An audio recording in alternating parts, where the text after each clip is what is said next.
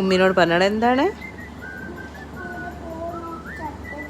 എങ്ങനെ അതിലൂടെ പോണ കൂറല്ലേ കെന്നുവിൻ്റെ?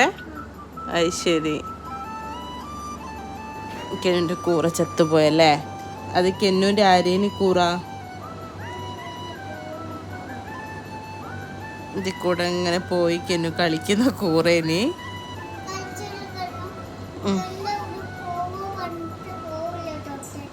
പിന്നെ പോവ് പറഞ്ഞപ്പോൾ തൊട്ടപ്പോൾ പോകണില്ല.